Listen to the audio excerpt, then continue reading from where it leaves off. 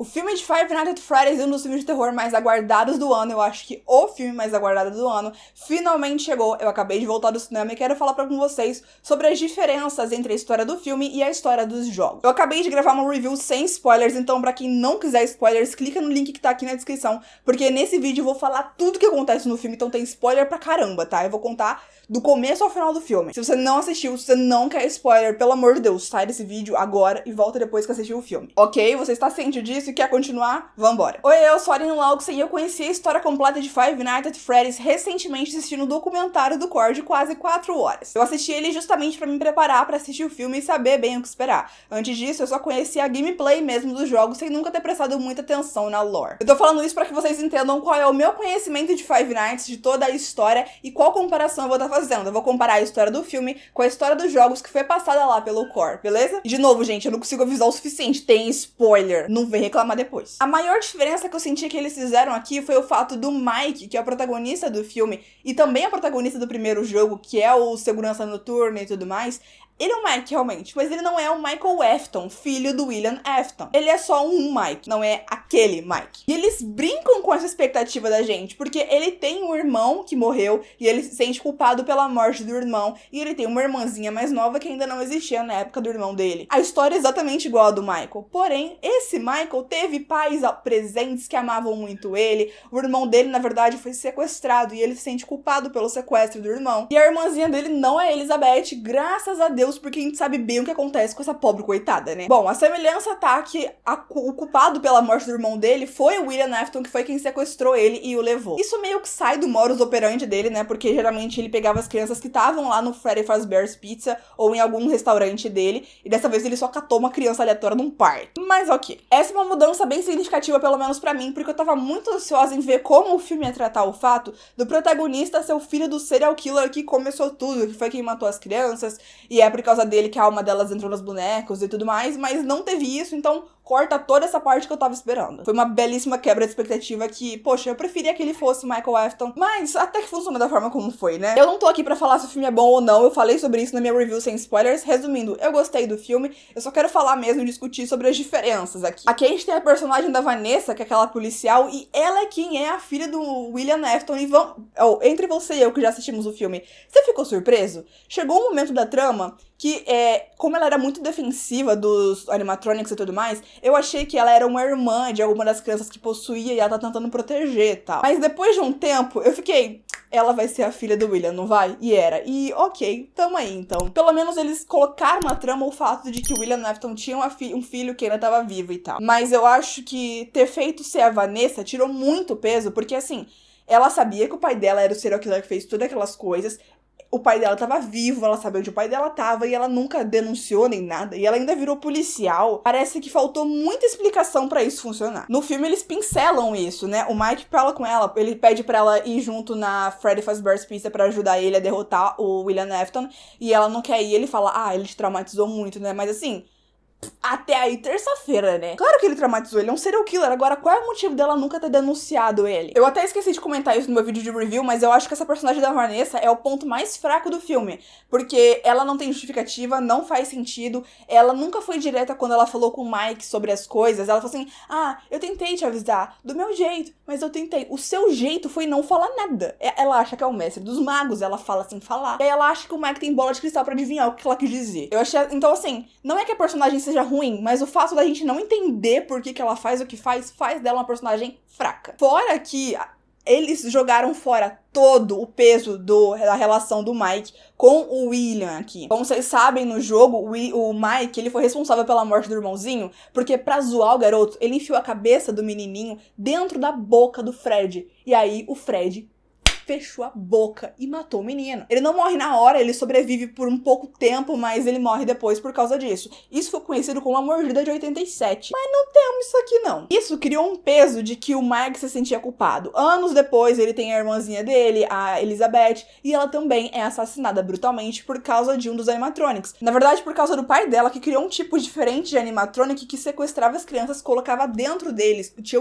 um compartimento dentro da barriga deles pra guardar as crianças sequestradas. e quando ela foi enfiada lá dentro, ela foi triturada. Então, assim, foram mortes horríveis. O Mike fica doidinho da cabeça e ele diz que liberta a irmã dele depois, quando ele lida com os animatronics, mas no final ele ainda diz, né? Eu vou atrás de você, pro pai dele. Então a gente tem uma relação muito interessante dele indo atrás de vingança e tudo mais. E a gente sabe o que acontece com o Mike depois também, né? Só treta, só coisa ruim, pelo amor de Deus. Mas funciona e é bom. Mas aí meteram a Vanessa, tacaram água nesse pudim e desandou tudo. Ficou bem fraco, na verdade. Então eu gostaria muito que eles tivessem mantido, mesmo que transformassem o personagem do Mike na Vanessa, colocasse mais peso na relação dela com o pai. E não teve nenhum, né? Uma coisa que eu mencionei no meu vídeo de review, que foi uma das coisas que eu menos gostei no filme, é como eles picotaram a história de quase todos os jogos e meteram tudo logo aqui no primeiro. Aqui a gente tem o protagonista do primeiro Five Nights at Freddy's, né, que é o Mike, e as coisas que acontecem com ele. A gente também tem a descoberta de toda a lore que a gente vai descobrindo ao pouco, ao longo de todos os jogos. A gente já descobre tudo aqui, e a gente tem o que acontece. A gente tem a morte do William Afton, que acontece só lá mais pra frente, já acontece aqui também. Eu já vou comentar sobre essa morte dele, calma aí. E a gente também tem o fato de que bem no finalzinho a ceninha dá a entender que é o Ultimate Custom Night, né? Onde as crianças prendem um William Afton ali, meio que num purgatório próprio dele, onde ele vai ficar sofrendo e sofrendo, sofrendo, pra elas se vingarem dele. Ele tá morrendo sem parar ali. Parece que o cara não vai morrer nunca, enquanto ele tá sendo esmagado dentro do Spring Lock. Eu achei isso chato porque condensou demais uma história que tinha muito mais poder pra ser impactante. Quando eu tava assistindo ali o Core contar a história toda, cada morte eu ficava em choque, cara. Eu ficava, nossa, meu Deus, a Elizabeth foi triturada. Meu Deus, a cabeça do menino chorão. E aí essas coisas assim, sabe? E aqui é tudo tão rápido. Aí tira o peso. Mas assim, de novo, eu entendo porque é um filme pra ser um filme infantil, então eles não quiseram deixar o filme tão pesado, mas eu acho que isso tira um pouco da essência de Five Nights. Mas vamos falar de coisa boa? Quando, cara, uma das melhores cenas de Five Nights, de todos os jogos que eu vi, é uma cena lá do mini-jogo, naquele pixel art minúsculo, pequenininho assim, que é quando o William Afton entra dentro do Spring Lock, ele entra dentro do animatronic, só que o animatronic tava estragado, porque passou muito tempo com água caindo nele, que tava abandonado e tal. E aí, quando ele entra, o animatronic simplesmente fecha. E aí, ele é triturado e esmagado lá dentro, e você só vê o sanguinho saindo assim lá de fora. Essa cena, quando eu vi, eu tive que pausar, respirar e ficar aqui. Delícia que foi de ver isso.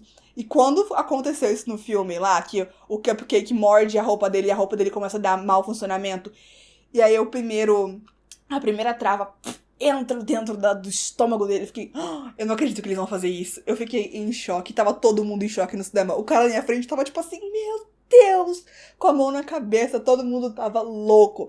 Então eu fiquei muito feliz que uma das cenas mais sinistras e mais catárticas do jogo foi adaptada aqui, que funciona bem. Mas, de novo, eu acho que essa cena teria muito mais poder de ser muito mais poderosa. O poder de ser poderosa é ótimo, né? Mas vocês entenderam? Se a gente acompanhasse mais filmes, ou pelo menos mais um filme, pra gente sentir realmente toda a coisa ruim que esse cara fez. Poxa, o fato de ter matado as crianças já foi ruim o suficiente, mas prender o corpo delas dentro dos animatronics e saber que a alma delas estava lá e ele achar que isso era legal e fazer estudos sobre isso e cada vez criar mais animatronics feitos para matar as crianças, tudo isso torna a morte dele muito mais satisfatória. Aqui no filme é legal, mas ele é só um vilãozinho. Então eu acho mais legal como o jogo trata o William Afton. Lá ele é realmente um monstro, que ele realmente é. Vou confessar que eu fiquei feliz pela menininha do filme não ser a Elizabeth, porque quando eu tava assistindo ali o resumo da história e eu descobri o que acontece com a Elizabeth, que ela é triturada dentro de um dos robôs, eu fiquei meio assim, brother. Porque quando eu descobri que ia ter uma criança aqui no filme, eu já fiquei muito nervosa. Eu fiquei, mano, você levou uma menina pra essa desgraça desse lugar. Que horror e tal. E aí, quando eu descobri o que acontecia com ela, eu falei, tá, ela não vai morrer nesse filme. Mas e aí, no 2, no 3, ela vai ter a pior morte de todas. Eu não quero ver isso. E ela não é a Elizabeth. Então, de novo, eles aguando a história pra ela ficar mais própria pras crianças. Porque eu não sei se vocês sabem, quando você termina de fazer um filme, você tem que enviar ela pra um órgão, que eu não lembro como é que é, uma indústria lá, que eles vão assistir o filme, eles vão fazer uma análise do filme, dos elementos que tem, da história e tudo mais, e aí eles vão dizer, o seu filme é pra maiores de 16, pra maiores de 18, pra maiores de 14, é uma empresa de fora que decide, não é quem fez o filme.